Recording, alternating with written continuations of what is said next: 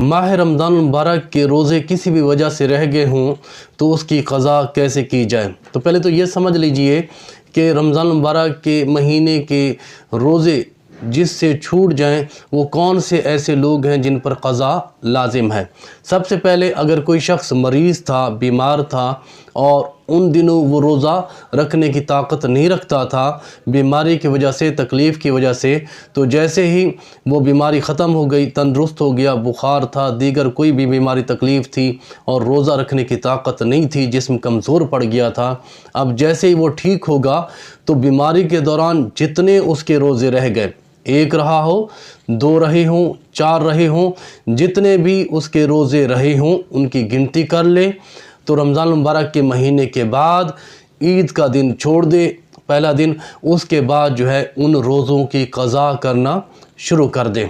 जितने भी हैं उनको रखना लाजमी है, फ़र्ज़ है। इसी तरीके से वो इस्लामी बहन कि जिनके अयाम आ जाते हैं, मखसूस अयाम आ जाती हैं और मेंसेस में चूँकि रोज़ा उन पर माफ़ है, नहीं रख सकते, तो उस सूरत में क्या है, वो जितने दिन हैं, 5 दिन हैं, 7 दिन हैं, 9 दिन हैं, 8 दिन हैं, जितने भी दिन हैं वो उन दिनों को गिनती कर ले और रमज़ान मुबारक के महीने के बाद जितने दिन हुए थे उन तमाम दिनों की क़ज़ा करेगी। क़ज़ा फ़र्ज़ है, लाजिम है।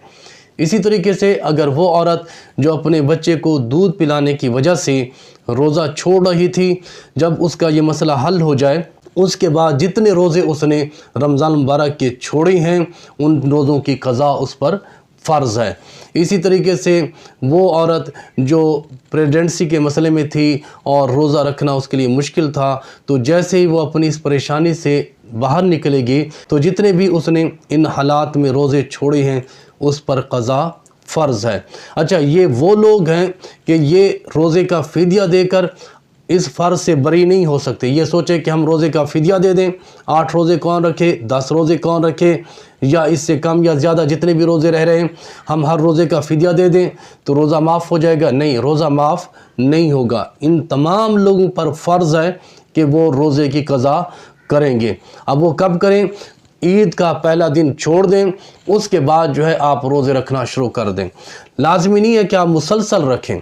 अगर आपकी तबीयत नहीं कर रही तो आप एक दिन रोज़ा रखें, एक दिन नागा कर लें, फिर एक दिन रोज़ा रखें, 2-4 दिन फिर नागा कर लें, फिर एक दिन रोज़ा रखें।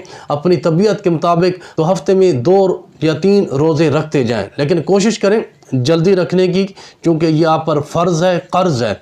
अगर नहीं अदा किया तो कल क़यामत के दिन इसके बारे में पूछा जाएगा। अगर कोई शख्स क़ज़ा भी करता है और उसके साथ कोई फ़िदिया वगैरह दे देता है, कोई सदका कर देता है तो ये अच्छी बात है, लेकिन सदका करने से और फ़िदिया देने से रोज़ा माफ़ नहीं होगा।